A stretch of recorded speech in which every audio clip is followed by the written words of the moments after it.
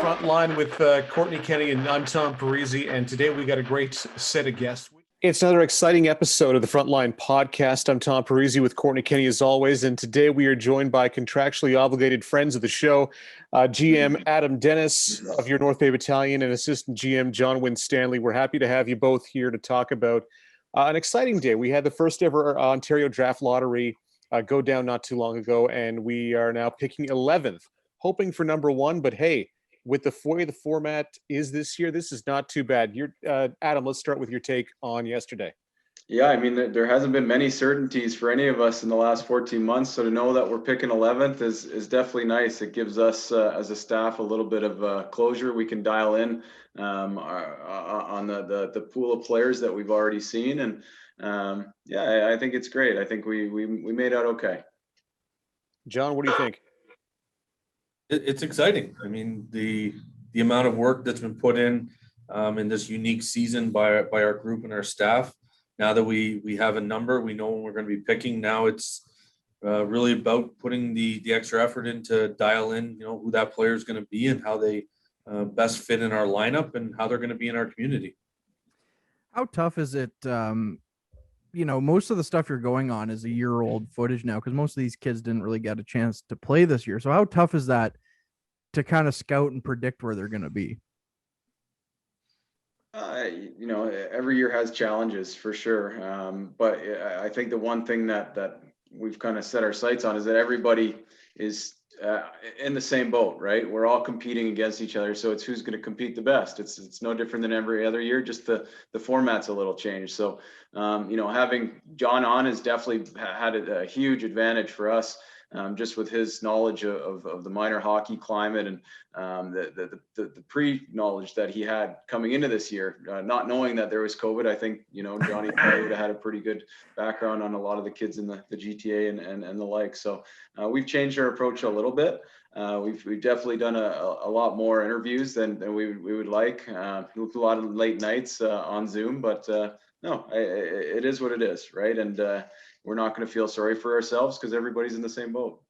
So we're about a month away, and what needs to get done now before the draft actually starts on June 4th?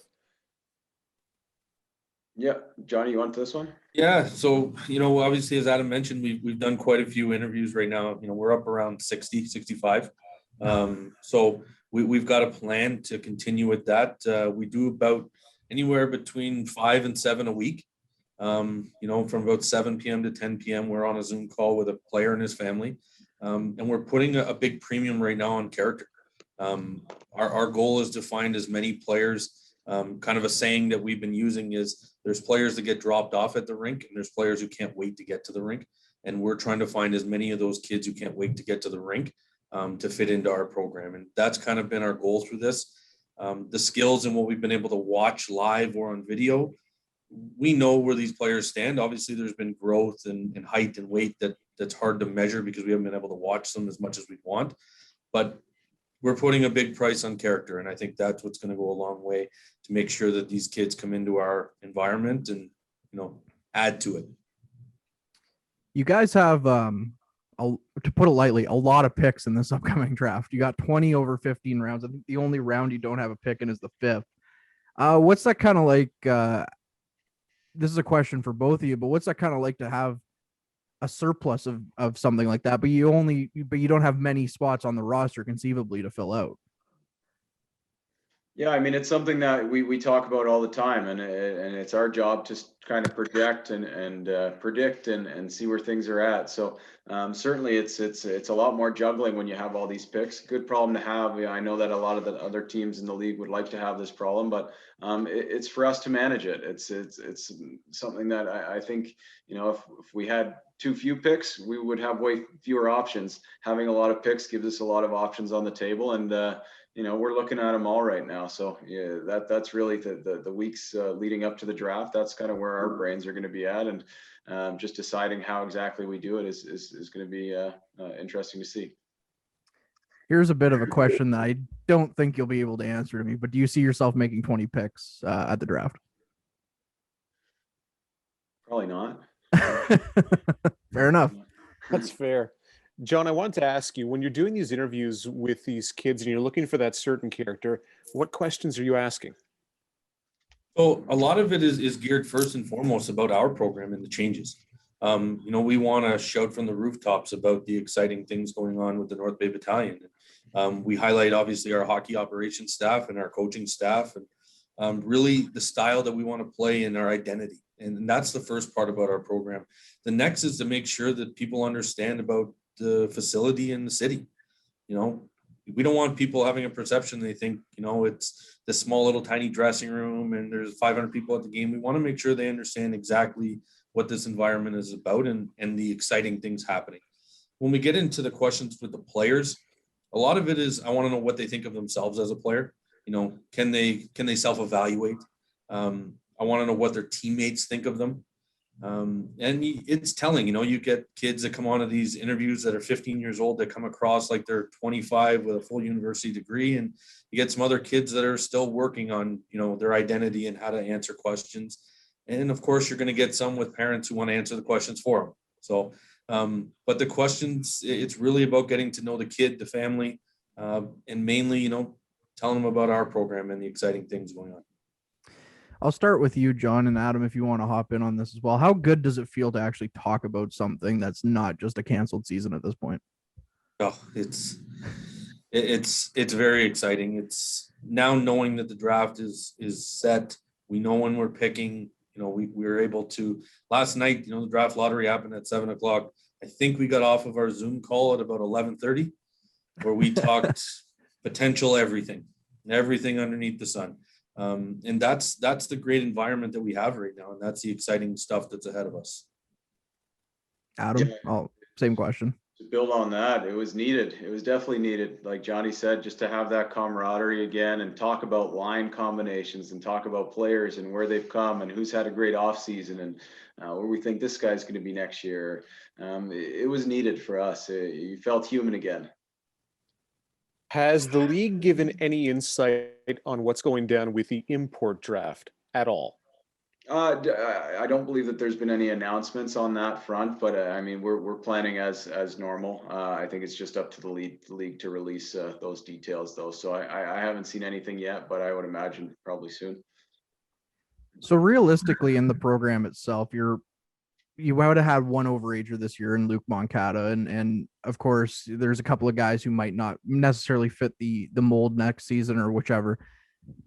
We mentioned the 20 picks and maybe not necessarily making 20 picks. How tough is it where you got, 6 or a couple of guys from the last draft signed and now you have potentially 20 picks that you're going to get a chance to look at? How tough is it when, competition is going to be high?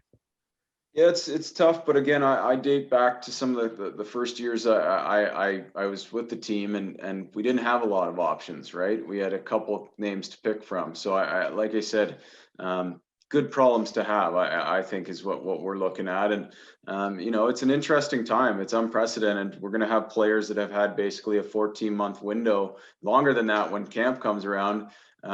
When you're a young kid, you can do a lot with that time. You can add 20 pounds of muscle. You can, trim all the baby fat. You can maybe grow a couple inches. So we're going to go in like we have most things since we've been doing this, is eyes wide open.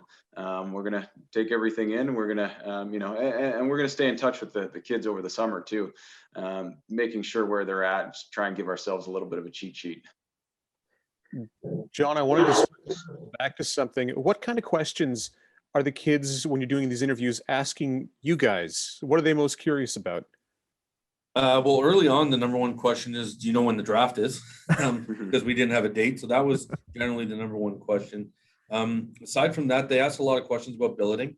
The moms generally ask that question, want to know what the billeting situation is. To be honest, what ends up happening by the time Adam and I and our director of scouting kind of go through our presentation, I think we answer most of their questions. So they don't have any. We touch on schooling. We touch on schedules. We touch on travel. We touch on basically any and everything that goes on with the program. So there hasn't been a lot of questions coming back, maybe one or two. That's it. What impresses them the most? I think they just didn't know what it was like. Like they see the dressing room and the amenities upstairs, the players' lounge, the gym, Even the electronics we have with the screens and the whole process. And then just the way the schedule is geared for the players and development. Our coaching staff with Ryan Houlihan and Scott Ray and Billy Holder, we're putting a big premium right now on development and making sure that these players develop as people, athletes, and players. And if that happens, I think we're going to get a lot of success. And that's kind of what we're letting the families know about. When we last talked to you, John, it was just after the announcement of your hiring. So that would have been November-ish. And we had asked then if the perception down in the GTA had changed about North Bay.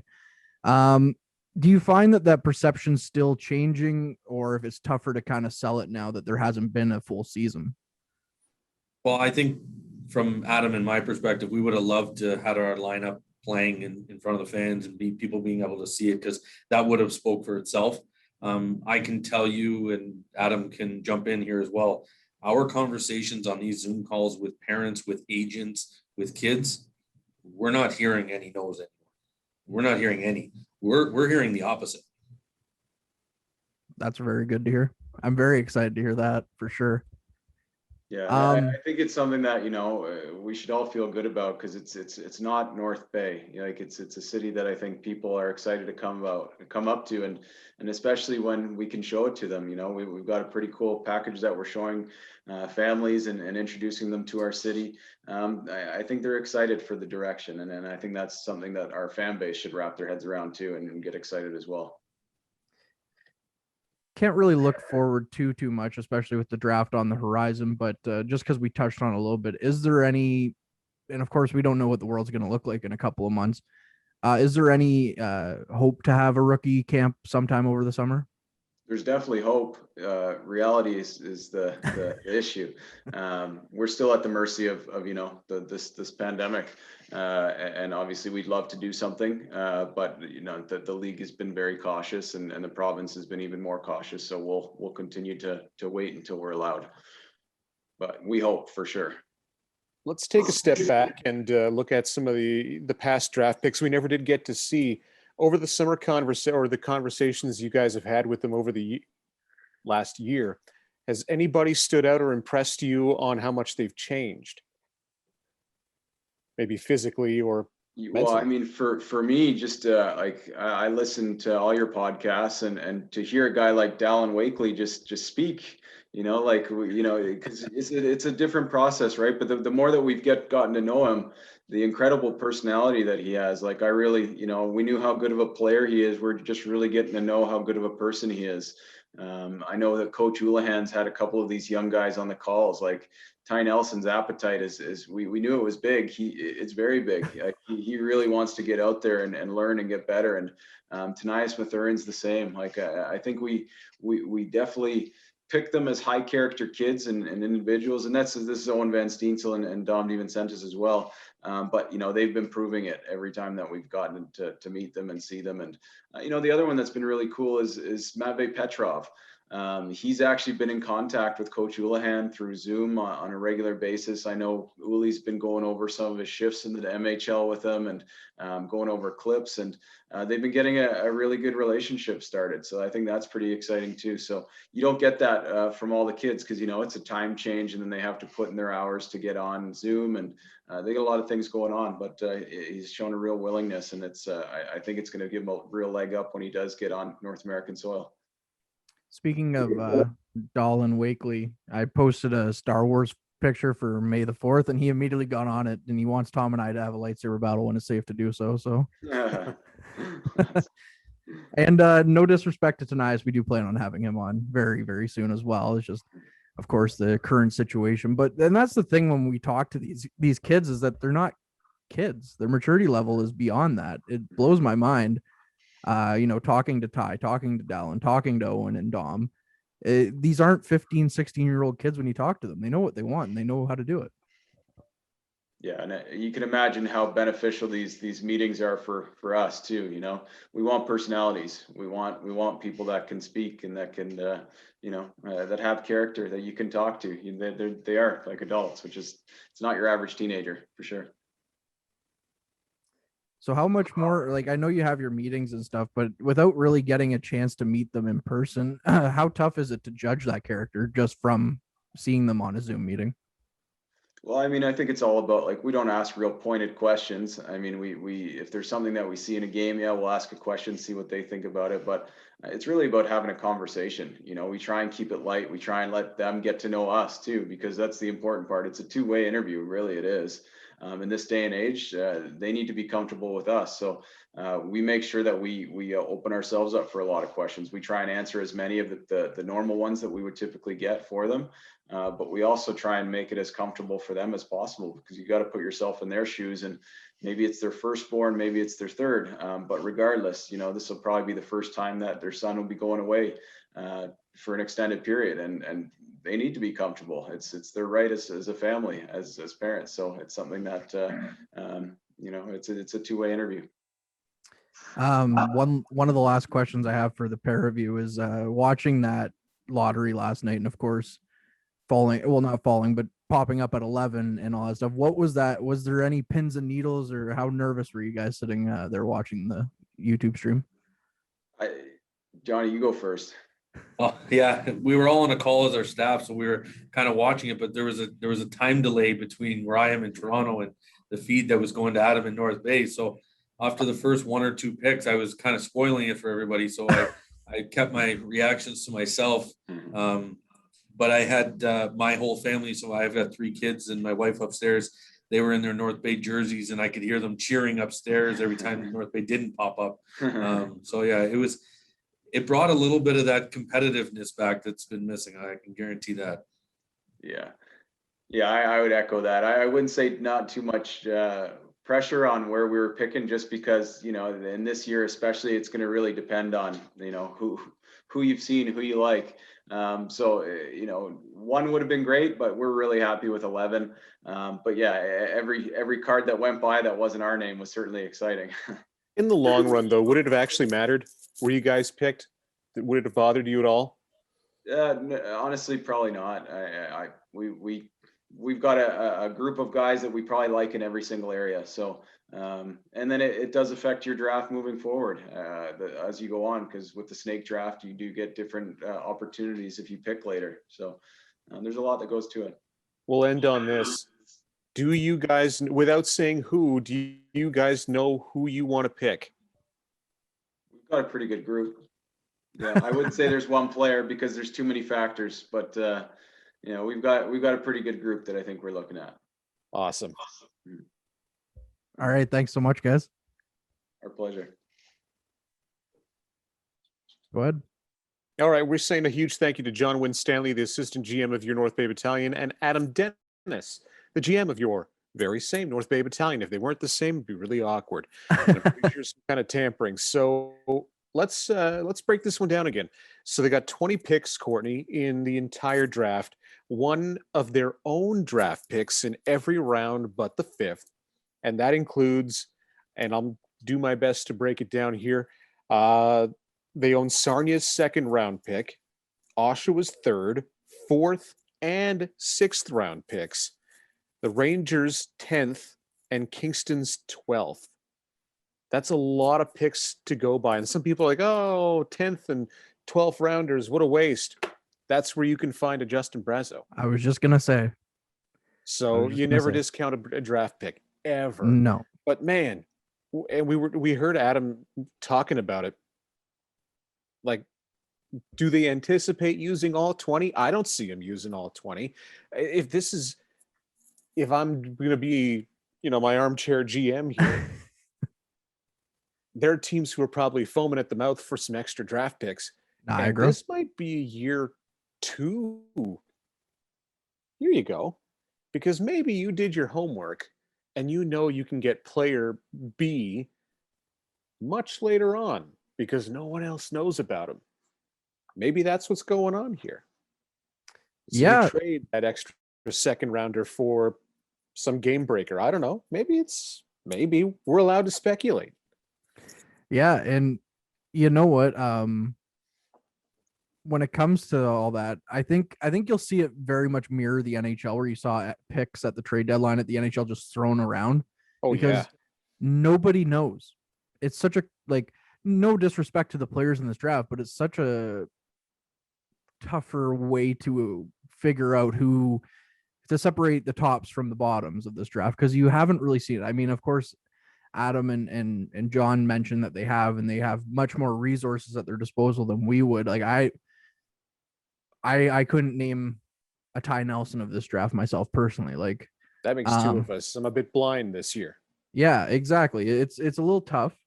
And I think you can definitely trade some of that capital too. Like we mentioned, you could bring in a veteran defenseman, you could bring in a veteran forward, a game breaker.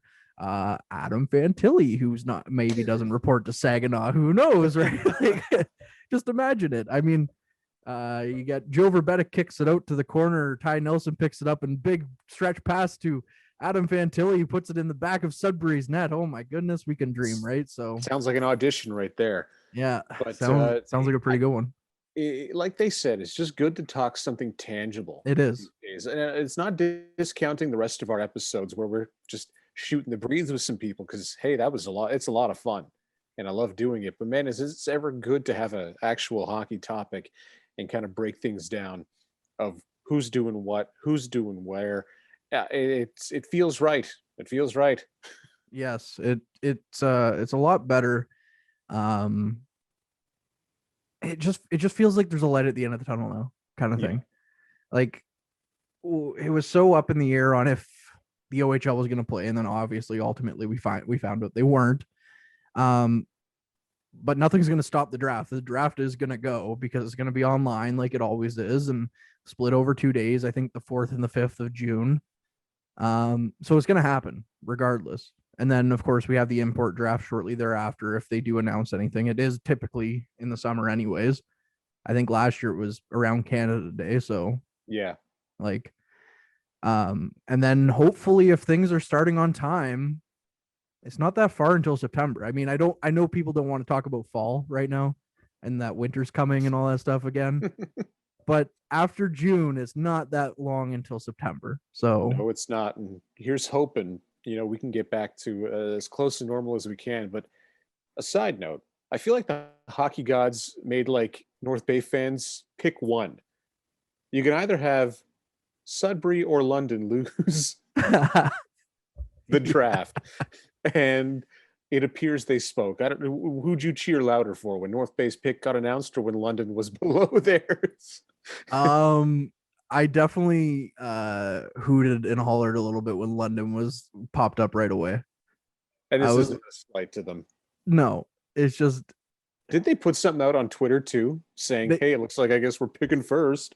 Well, they did. So they put out two things. So they put out the one where it was like everybody on Twitter was being like, "Oh, glad to see that London's going to pick first" when it was first announced, and then London retweeted all of them and were like, "Oh, it's breaking news. I guess we're picking first." And then yesterday, they posted a video of them doing the little press where you put the number on the jersey, and it came up and it was like number 1.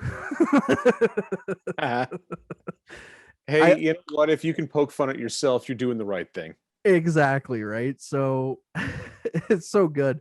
They are titans of the league, and I really thought it was fantastic, honestly, of them to do it and poke fun at it. And I think almost every team had fun with it yesterday. The Battalion had some creative little videos on it. I did take the Frontline Twitter account, and they had posted, today's the draft. Are we feeling lucky? And I posted the GIF of Clint Eastwood saying, "Well, do you feel lucky? Well, do you, punk?" So cool hand, Luke. Yeah. Beautiful. So it was fun. It was very exciting. And I'm excited. Like the format. It did take about 30 minutes.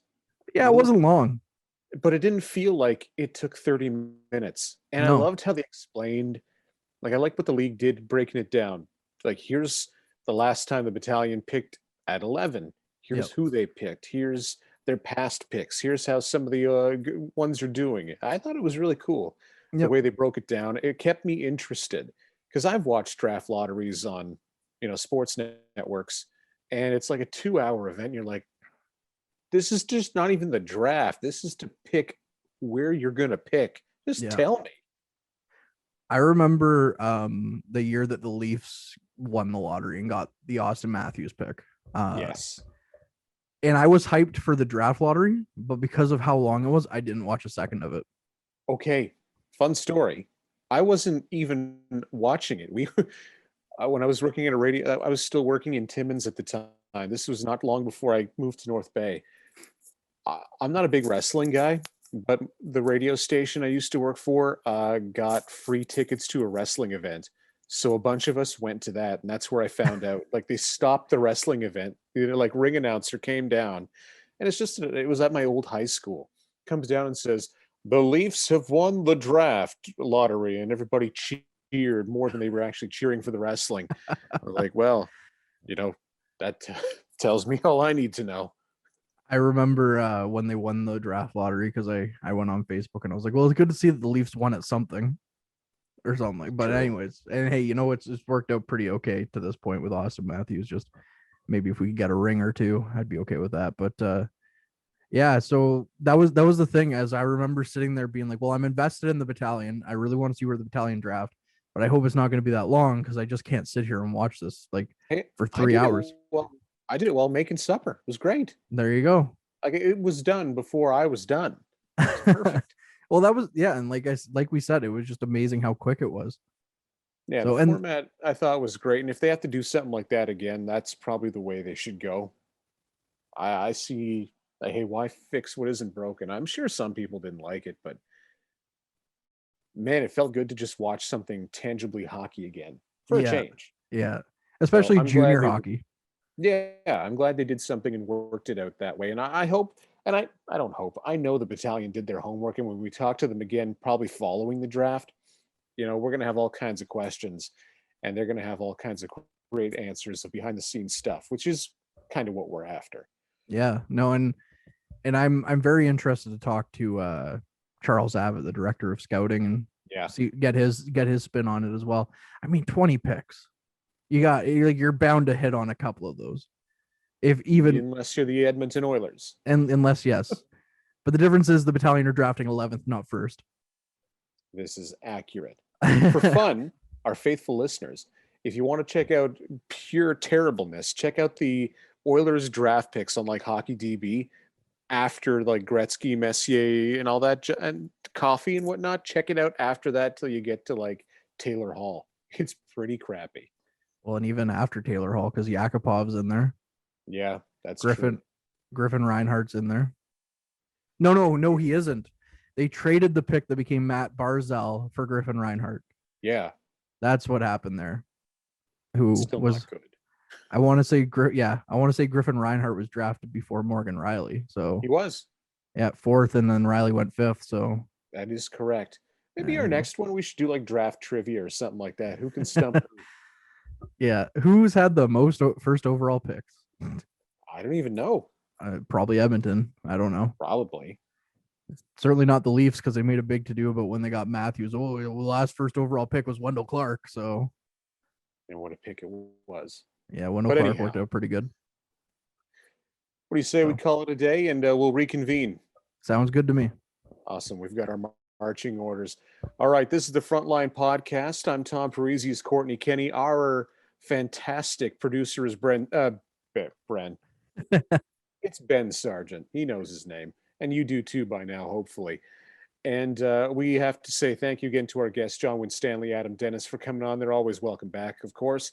And if you're watching this on your TV, you can find the full length interviews up on any Battalion social media.